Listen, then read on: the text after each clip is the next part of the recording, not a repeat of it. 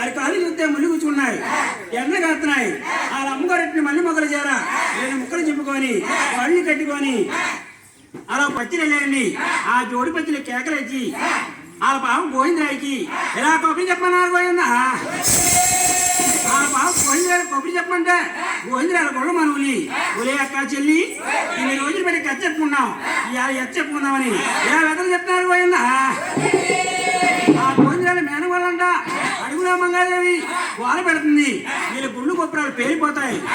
ఇప్పుడే వీళ్ళ మంగాదేవిని కలిసిపోతుంది. ఆ మాట ఎవరు వాళ్ళకి ఇచ్చారంటే లక్ష్మీదేవి వాళ్ళకి ఇచ్చింది. లక్ష్మీదేవి వాళ్ళకి ఇచ్చి ఆ పేరనాథుని పైకి లేపిందండి.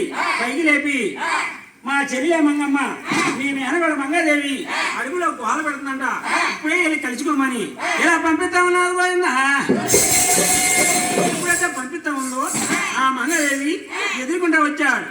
ఆ వచ్చి బావగారిని చూసి ఏమంటుందంటే, బావా గోవిందరాజు నువ్వు నిలువుగా వచ్చేస్తున్నావు, ముందు కాలమని రాకుండా వెనక తిరిగి నీ ఒంటి మన వద్దు నా ఒంటి మన వేసినట్టయితే నేను మొదలు చుట్టుకొని నేను ఏడుకొనుకొస్తున్నాను. పోయిందా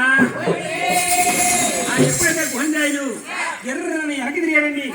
వెనక తిరిగి వెళ్ళి గోవిందరాజు వెనక తిరిగి ఆ ఒంటి మన వద్దు దిగి ఆ మంగళదేవి